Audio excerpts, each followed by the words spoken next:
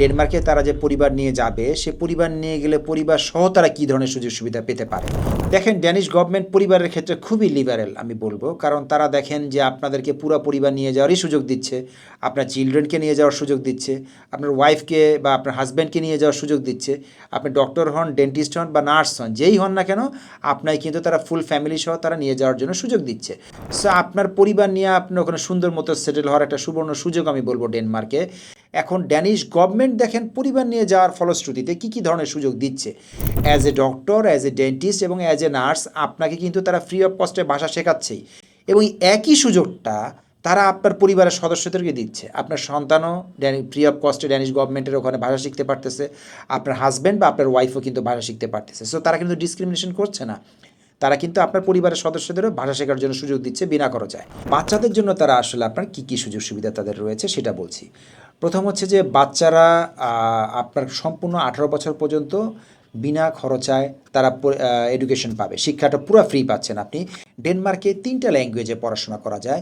একটা হচ্ছে ইংরেজিতে পড়তে পারবেন আপনি চাইলে, সেক্ষেত্রে সামান্য কিছু টিউশন ফি দিতে হবে। এটাও চাইলে মাফ করিয়ে নেওয়া যায়, সেটা এভাবে যাওয়ার পরে যে আমি মাত্র এসছি, আমার এখানে এখন কোনো জব নাই আপাতত, এজন্য আমাকে তার টিউশন ফিটা মাফ করে দেওয়া হোক। এটা যদি অ্যাপ্লাই করেন আপনি, সেক্ষেত্রে হয়তো বা তারা মাফ করে দিতে পারে, কারণ যে আসলে তো আপনি যাওয়ার সাথে সাথে তো চাকরি পাননি, কিন্তু পরবর্তীতে চাকরি হওয়ার পরে কিছু সামান্য নামকাওয়াস্তা আপনার স্যালারির সাথে আনুপাতিক হারে তারা আপনার হচ্ছে কিছুটা চার্জ করবে, যদি সেটা আপনি আপনার বাচ্চাকে ইংলিশ মিডিয়ামে পড়ান। আর জার্মান এবং ড্যানিশ ল্যাঙ্গুয়েজে পড়ানো যায়, এই দুইটা মাধ্যম আছে। এই দুইটা মাধ্যমে পড়াশোনা একেবারেই ফ্রি। আপনি চাইলে জার্মান ল্যাঙ্গুয়েজেও আপনার সন্তানকে পড়াতে পারবেন ডেনমার্কে, চাইলে ড্যানিশ ল্যাঙ্গুয়েজেও আপনার সন্তানকে ডেনমার্কে পড়াতে পারবেন। সো এই 3টা মাধ্যমে আপনার পড়াশোনা করা সম্ভব ডেনমার্কে।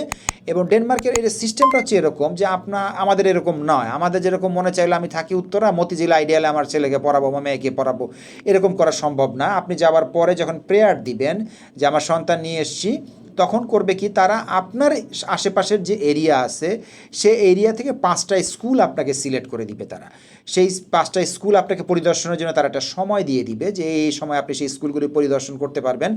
স্কুলগুলি পরিদর্শন করার পরে আপনি এরপরে যেই স্কুলটা চুজ করেন ওই 5টা স্কুলের ভিতরে, সেই স্কুলে আপনার সন্তানকে দিতে হবে। আপনি চাইলেও অন্য কোনো স্কুলে আপনি দিতে পারবেন না। সো সেক্ষেত্রে 5টা স্কুলের ভিতরে একটা স্কুলকে চুজ করে আপনার সন্তানকে ওখানে দিতে হবে। 18 বছর পর্যন্ত তারা সম্পূর্ণ বিনা খরচায় পড়াশোনা করতে পারবে। এবার আসে ডেনমার্কের আর্থ সামাজিক অবস্থান নিয়ে, যখনকার কালচারটা কেমন হবে। ডেনমার্ক হচ্ছে একটা মাল্টি কালচারাল কান্ট্রি, ওখানে নানান ধরনের লোকজন আছে, যেমন পাকিস্তানিরা বসবাস করে ওখানে, ওখানে নেপালিরা আছে, ওখানে আফ্রিকানরা আছে, তবে কোনো কেওয়াজ নাই, সোজা কথা।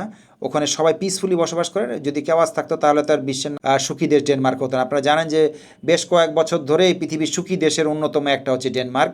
ওখানকার মানুষগুলি খুবই পিসফুল, কোনো নয়েজ নাই, কোনো হইহল্লোড় নাই। আপনি যদি ঠান্ডা শান্ত নিরিবিলি একটা জীবন চান, আমার এক ডক্টর গিয়েছিলেন, বললো ফয়সাল ভাই, আপনি যদি সকালবেলা বের হন ঘর থেকে, আপনি যদি চিন্তা করেন যে কোথাও একটা কথা না বলে সারা শহরটা ঘুরে আপনি বাসায় ফিরবেন, আপনার একটা শব্দও খরচ করতে হবে না, আপনি সম্পূর্ণ শহরটা একদম বিনা কথায় এক বাক্যে আপনি সুন্দর মতো ঘুরে চলে আসতে পারবেন। সো ওই শহরটা এমন তো সুন্দর করে ডিজাইন করা। সবচেয়ে যেটা বড়, আমরা সবসময় বাংলাদেশে প্যানিক থাকি অসুখ বিসুখ হলে পরে, আমাদের যদি কোনো বড় রোগ হয়ে যায়, খোদা না করুক, তখন আমরা চিকিৎসা ব্যয় কীভাবে বহন করবেন। ডেনমার্ক আপনার সম্পূর্ণ, আপনার নিজের তো বটেই, প্রাইমারি অ্যাপ্লিকেন্টও বটেই, প্লাস পুরা পরিবারের আপনার হেলথ ইন্স্যুরেন্সের জন্য 1 টাকাও পে করতে হয় না তাদেরকে। অর্থাৎ খোদা না করুক আপনার যত বড় অসুখ হোক, যত টাকাই লাগুক ট্রিটমেন্ট করতে, সেটা ড্যানিশ গভর্নমেন্ট থেকে টোটাল ফ্রি অফ কস্টে করা হয়ে থাকে। সো আপনি মাথায় রাখতেছেন, সো আপনি জিনিসটা চিন্তা করেন যে একটা দেশ, আপনি ওদের পার্মানেন্ট রেসিডেন্সও নন ইভেন তাদের দেশের, অথচ আপনার কোনো অসুখ হলে পরে তারা সম্পূর্ণ বিনা খরচায় আপনাকে ট্রিটমেন্ট দিচ্ছে। এটা একটা বড় একটা সামাজিক নিরাপত্তা, কিন্তু আপনি খেয়াল করে দেখেন যে স্বাস্থ্যসেবা নিরাপত্তা সেটা আপনি সম্পূর্ণ পাচ্ছেন। আপনার শিক্ষার দায়িত্ব কিন্তু গভর্নমেন্ট নিয়ে নিয়েছে, চিকিৎসার দায়িত্বটা গভর্নমেন্ট নিয়ে নিয়েছে। বাদ থাকলো কি ভাই, আর খাওয়ার থাকার পয়সাই তো, তাই না? এছাড়া তার কিছু থাকে না একটা মানুষের। শিক্ষার চিকিৎসা যদি আমরা বাদ দিই, এতটুকু যদি আপনারা গিয়ে ডেনমার্কের মতো জায়গায়, উন্নত দেশে যদি ইনকাম করে নিজের অবস্থান গড়ে নিতে না পারেন, তাহলে তো দায়ভার তো আর এজেন্সি নেবে না। মনে রাখবেন, পৃথিবীর কোনো জায়গায়, কোনো দেশেই, কোনো অবস্থাতে কেউ আপনাকে জায়গা ছেড়ে দিবে না, কেউ আপনাকে 1 ইঞ্চিও ছাড় দিবে না, ইভেন বাংলাদেশেও না। সো ওখানেও তাই, আপনাকে আপনার অবস্থানটা নিজ যোগ্যতায় করে নিতে হবে।